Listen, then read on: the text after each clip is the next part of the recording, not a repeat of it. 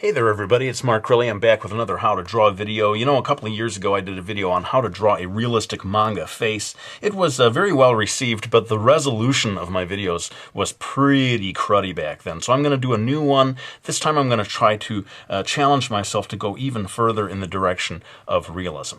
Now what you've got here is a perfect square. I've made mine a little bit less than 2 inches on all sides, but it really doesn't matter. Make it as large as you want. You can make it the size of a billboard. If you like, just make it a perfect square. That's all you need to do. Now I'm going to go quickly in time-lapse, add some horizontal and vertical lines, and I'll come back to explain what I've done. Alright, so you can see these lines I've put in here are at slightly irregular intervals. I would say that this one is around 1/4 of the distance, and then you kind of split the distance there. This one also around 1/4 of the distance. This one I would say is close to 1/3, maybe a touch under 1/3 from the top to the bottom. But let's go ahead and start drawing one of the eyes. Now this is a highly unorthodox way of teaching someone how to draw a face, but I'm always interested in giving absolute beginners a kind of a shortcut towards doing a good drawing. You know, it helps build confidence, and it helps you become aware of the importance of understanding line placement.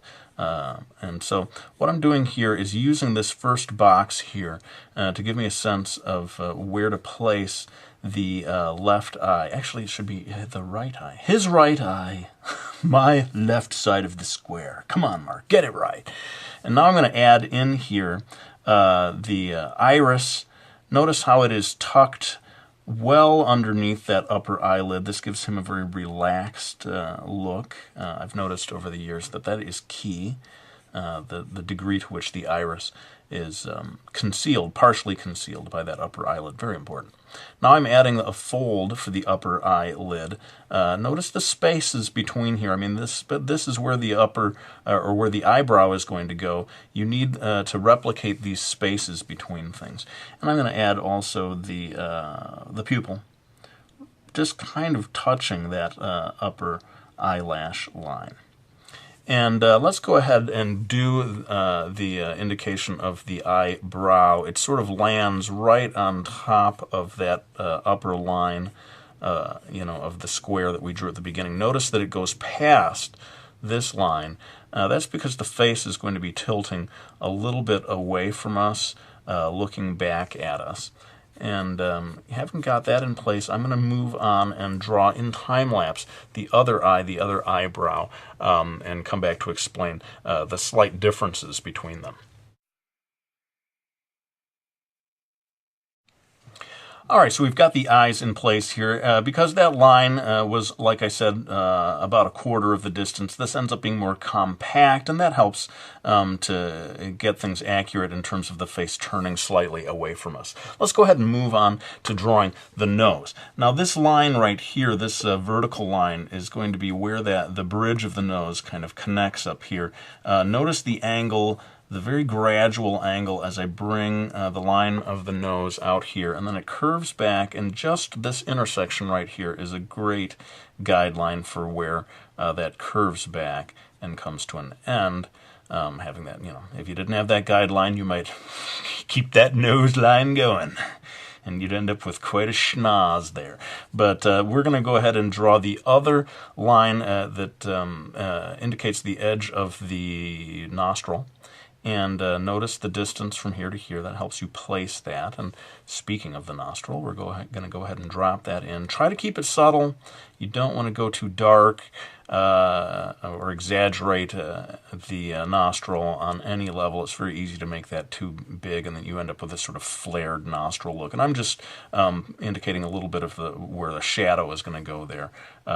And even this upper edge of the nostril, going too much into drawing lines around that can give you problems later on as well. Let's move on to drawing the mouth. I have found, this may be just me, but I have found that drawing the mouth is incredibly challenging. I think in many ways more challenging than drawing the eyes, because the eyes, you can kind of draw lines all the way around the various components of the eyes, no problem. But you cannot start drawing really hard lines around the lips. I guess if you're drawing a female character with lipstick, maybe you can, but this is a male character. And when you're doing the upper lip, the line of the upper lip, you really have to keep it light. And the spatial relationships between all these lines are very crucial. Anyone who's tried to draw a mouth, I think, would probably agree with me about this. You know, it's very easy to have it too puckered, or just kind of unnatural looking. I can't give you super easy guidelines to follow here, but basically notice that the line of the mouth itself is starting here, extending past that vertical line. And then, you know, everybody's mouth is different, but generally the lower lip is going to be substantially larger than the upper lip. And basically, don't get too much into, you know, we have this idea of the sort of M-shaped upper lip. That's fairly unusual. But, you know, again, in the case of lipstick or something, maybe you might be able to get away with that kind of thing. And finally, before I move on to drawing the rest of the face, I'm going to do what is one of the trickiest parts of this type of drawing, and that is getting the jawline right. But we've got some guidelines here to help us do this. I've got a sort of a slightly diagonal line coming down here to this point. It comes back out at a very gradual angle, and then around midway through it comes back and intersects right here. Now focus on this little sliver of a triangle here, because that's going to help you get the angle of this line right. And I'm going to pull back the camera so that we can do the rest of the line that delineates the edge of the jaw. Okay, so I've pulled all the way back here, and I'm going to take that line and sort of extend it. And so that's why it's so important to get that sort of sliver, the shape of the triangle at the right shape, because that's going to allow you to get the angle of this line right. Okay, and then it's sort of a 90-degree angle here. Now the trick becomes, where does the chin line go?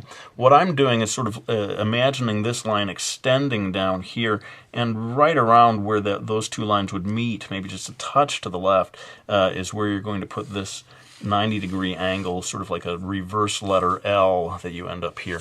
And that's going to help us place the chin. Watch how I do this. I extend this line down here. You could maybe come out just a touch to create the contour of the chin. But notice, again, a little bit of a triangular space created here as you do the jawline. And then, very conveniently, you can just continue following exactly along that 90-degree angle line. Now again, you know, this is just how the face looks in this one particular pose. I think a lot of art teachers would look at this and say, you know, this is utterly useless as a drawing lesson. In fact, they would probably say it in that tone of voice. This is utterly useless as a drawing lesson. I'm appalled.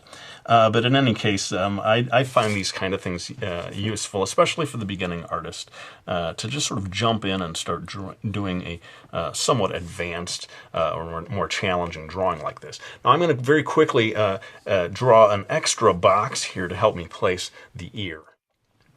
Okay, so I have pretty much replicated the exact same square over here, and this far line over here is going to help me find how far the ear would extend in this particular pose once again. And, you know, this is not going to be a video about how to draw the ear. I happily have a video just on that very subject. In fact, I'll link to it at the end of this video, a quick way of drawing all those complicated interior lines of the human ear. But we're going to spare you that in this lesson.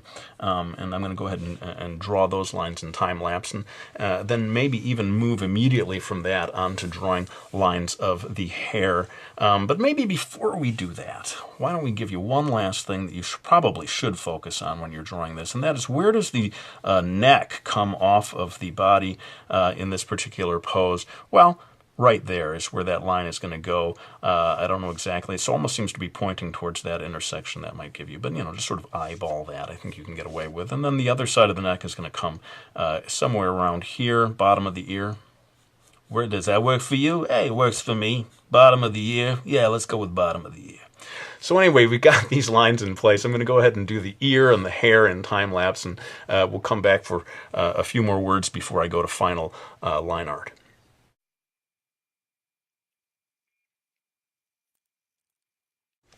All right, so we've got all the lines where they need to be. I'm going to pull out my black Prismacolor here, a colored pencil, just to do final lines here. That's a more or less permanent pencil, and then I can erase all of the guidelines and then go right in and add the final shading. You know, I'm going to be covering an awful lot of stuff during this next bit of time lapse, but that will help keep this video short. If you want to have a separate video on doing the detailed line work, adding the shading, go ahead, request that in the comments section, and hopefully I'll be able to do a video like that in the future. But for now, let's go ahead and finish up this drawing.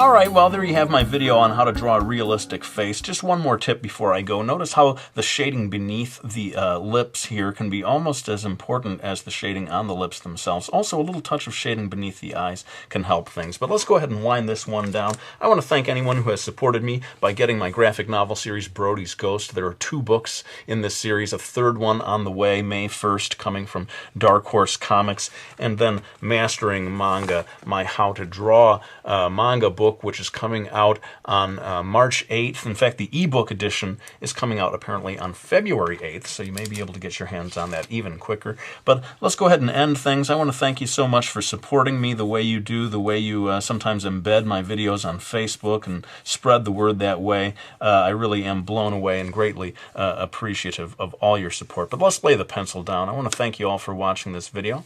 I hope you found it useful, and I'll be back with another one real soon.